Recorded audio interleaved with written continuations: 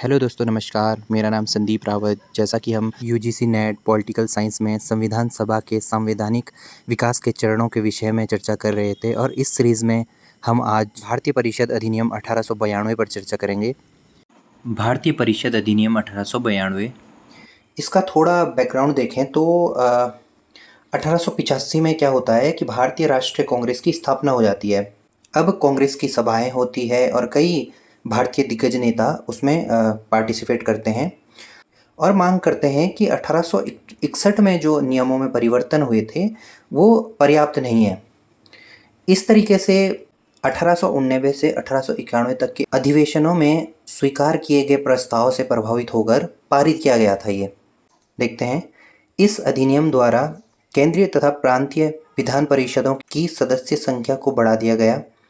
अब केंद्रीय जो विधान परिषद होती थी उसमें जो होता था वायसराय होता था, उसकी एग्जीक्यूटिव काउंसिल होती थी और अभी तक क्या होता था कि 6 से 12 तक अतिरिक्त जो सदस्य है वो भी होते थे। लेकिन इसके अलावा प्रांतों में भी विधान परिषदें होती थी, जैसे बंगाल में, बॉम्बे में, मद्रास, अवध और उत्तर पश्चिम में भी ये प्रांतीय परिषदें होती थी, विधान परिषदें होती थी।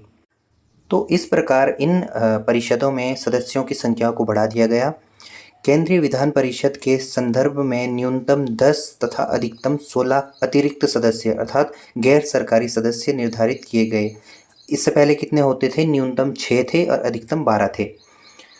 गवर्नर जनरल को उनको नामांकित करने के नियम बनाने का प्राधिकार प्राप्त था।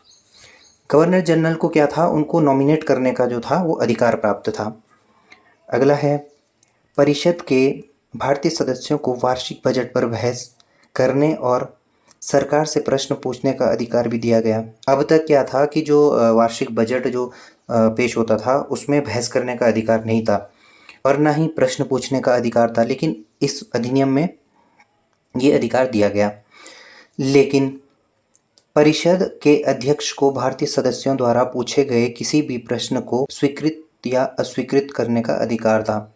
ठीक है, लेकिन अभी भी जो पूरक प्रश्न वगैरह है वो पूछने का अधिकार नहीं था। इसमें भी जो प्रश्न पूछने का अधिकार था वो इसमें कुछ ऐसा नियम था कि 6 दिन पहले आपको वो प्रश्न करना पड़ेगा, ऐसा कुछ नियम था। अगला देखते हैं।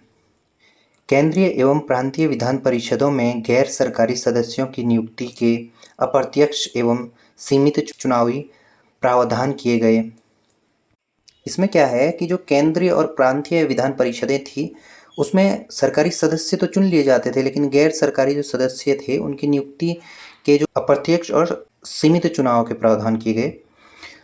आगे है, हालांकि 1892 के अधिनियम में चुनाव शब्द का प्रयोग नहीं हुआ। इसमें क्या था कि चुनाव शब्द का प्रयोग अभी तक नहीं हुआ था। ठीक है, तो ये हमारा भारतीय परिषद अधिनियम 1892 खत्म होता है। अगले टॉपिक का नाम रहेगा भारतीय परिषद अधिनियम 1909। इस बीच कुछ ऐसी ऐतिहासिक घटनाएं घटित होती है जो भारतीय परिषद अधिनियम 1909 की पृष्ठभूमि बनती है। जैसे इसमें बंगाल विभाजन की घोषणा होती है और इसके बाद स्वदेशी आंदोलन स्टार्ट हो जाते हैं, मुस्लिम लीग की स्थापना होती है और वहीं कांग्रेस में फूट पड़ जाती है, गरम दल और नरम दल उभर के सामने आते हैं। तो इस तरीके से हम अगला टॉपिक पढ़ेंगे। ये वीडियो यहीं पे ख़त्म करते हैं। आशा है कि आपको यह वीडियो पसंद आई होगी। धन्यवाद।